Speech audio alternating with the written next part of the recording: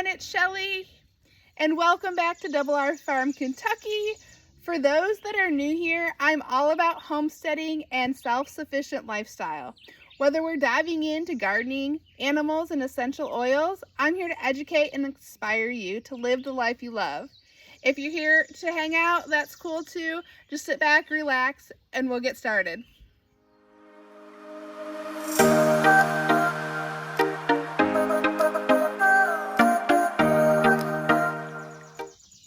Hey everyone, my name's Shelly and I am so thankful that you're here.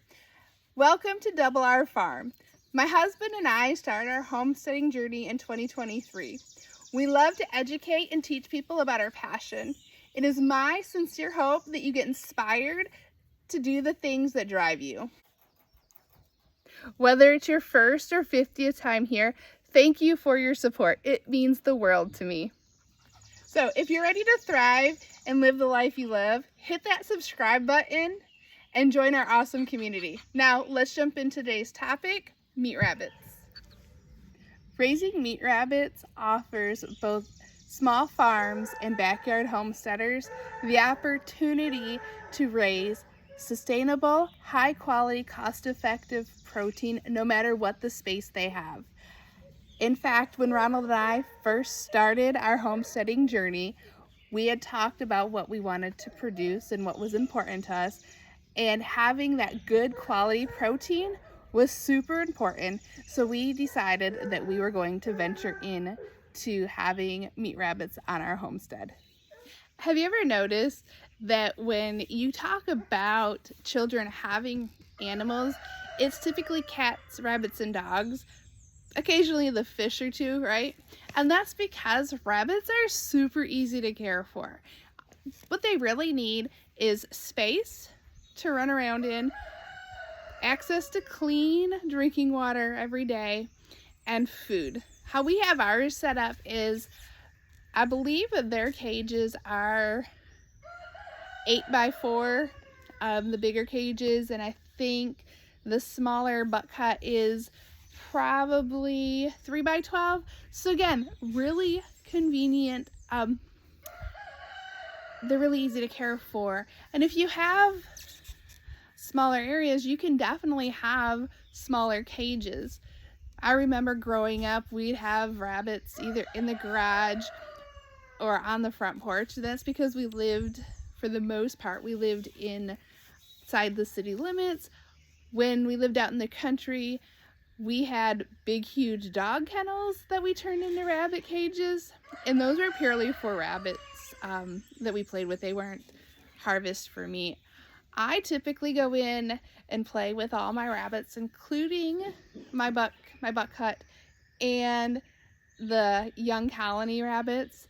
They get handled on a daily basis, and the reason I do that is because we want to make sure that we have income producing animals. So whether we're getting meat from our animals or we're going to sell them, we aren't opposed to selling them, but it's important for me that whoever I sell my animals to, especially the bunnies, because I think if somebody's going to buy a rabbit, not necessarily are they going to use that rabbit to harvest for meat or reproduce for meat. I want their kids to be able to play with it. So it's important for me to go in there and handle my rabbits. And healthy, happy animals make the best quality meat. So again, animals love to be held. They love to be touched for the most part. You know, you have your occasional ones that don't want to be messed with.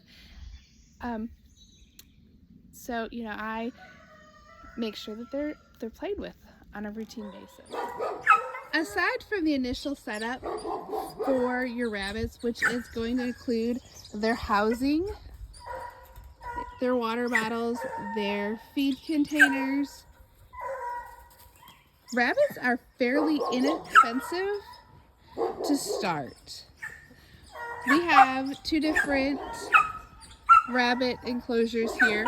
This first enclosure right here, this is actually two separate enclosures, and we have mom and dad in their birthing hut back there. And after about 4 to 6 weeks, when the babies are eating on their own, we move them over here. And these guys are anywhere from 4 months are the oldest ones. And our 4 months old, they are just does in here. And we have 1 month olds in here. We make sure they had plenty of room to run and hop around. And then we have the buck hut over here. Again, this was essentially the most expensive of our rabbit costs, is just the setup of their enclosures. Feeding meat rabbits is super inexpensive, and depending on the amount of time and area that you keep your rabbits in will greatly affect how you feed your rabbits. You can buy commercial food at Walmart, Target, any pet store, or Tractor Supply feed store like that, and you get 20 pounds for about $15 is what we figured it out. Or you could, if you wanted to be more self-sustaining and if you have the property and the space, you can definitely have what I call a rabbit garden. And in that garden, we're going to end up growing lettuce, broccoli, and some carrots. But make sure you check to make sure that they are appropriate for rabbits. There's some things that you would think a rabbit could eat, like carrots. Carrots are a snack. They're like our Oreos, okay? You cannot survive on Oreos. Rabbits cannot survive solely on carrots. So again, do a little bit of research before you plant your rabbit garden. This is our current rabbit garden. I'm going to extend it a little bit. And again, right now we have spinach and bittersweet lettuce.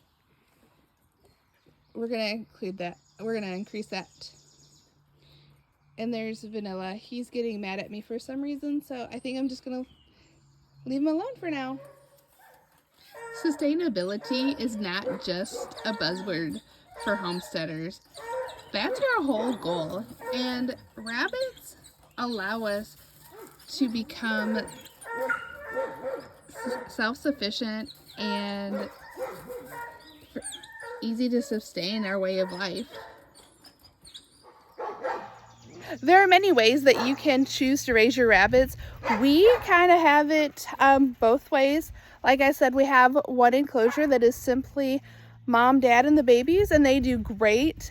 Vanilla, which is our buck, he's a very good daddy. Actually, today we had another kit of bunnies born, which was kind of cool. It was really fast. If I wasn't out here, I would have missed the whole thing.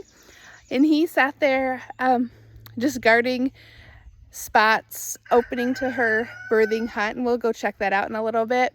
So we do what's called, I believe it's colony rabbits. So we let mom and dad raise their babies until they're eating and they're weaned, which when we leave them alone, it's typically about 4 weeks. And we always have them close together, so if I ever needed to move the babies back with mom, it's super easy.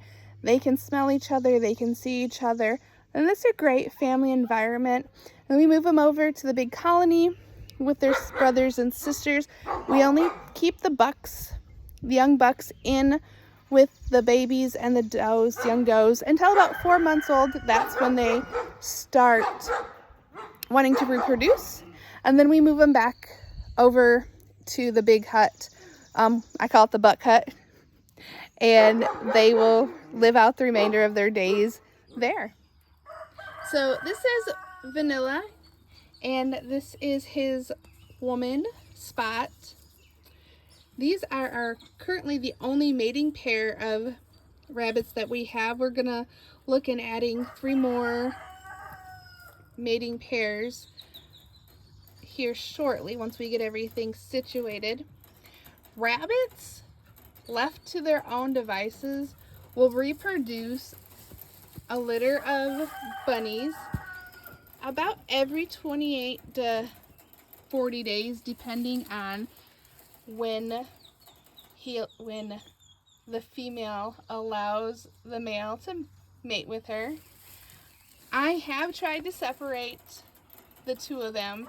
I really wanted to give Spot a break, but she was mopey when I took Vanilla away from her. So that lasted about 3 weeks, and she just looked sickly, so I had to bring him back in here with her. Even with the set of bunnies she had just had, he did great. He's a great dad. And like I said, left to their own devices, they will produce babies. In there. I got 9 in here right now, so that's super exciting. We will allow our rabbits to get between 3 to 5 pounds. That's really the sweet spot for harvesting the rabbits, and you're going to get as much meat as you can. If you have a new litter of bunnies every month, potentially you could harvest anywhere from 200 to 225-ish pounds of rabbit meat, and that's good, clean, quality protein. And remember, that is just from one breeding pair of meat rabbits. Most people typically have at least 3 to 4 so that they can ensure that they're going to have enough rabbits to harvest so that they can stop buying the meat, the protein in the grocery stores. Now, don't get me wrong, raising meat rabbits on your homestead, it does come with its challenges and potential dangers.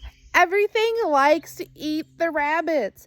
Between rabbits and chickens, I don't think I could have a more delicious farm for predators. Luckily, we have some dogs that roam our homestead freely. They bark, they alert Ronald and myself, so we're able to ward off anything that comes in, and we've been very fortunate about that. The amount of space that you have is going to limit the amount of rabbits that you can have at one time. We're fortunate again to live in a area where we're not heavily restricted by the animals that we keep. So that's always a plus. And yes, rabbits tend to live close together, and they can get sick. Potentially it could ruin your herd of rabbits.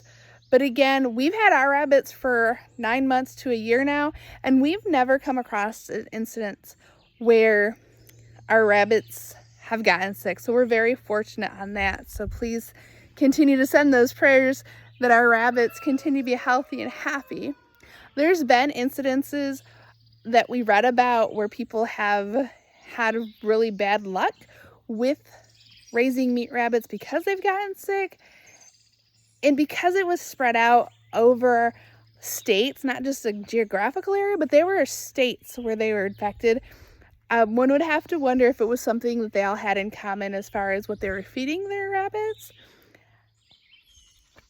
Choosing to raise rabbits on your homestead offers a blend of sustainability, effectiveness, and versatility. No matter the size of your homestead, big or small, minimal space that rabbits require, the ease at which you can raise them, and the ability for rabbits to reproduce quickly make meat rabbits an essential part of your homestead.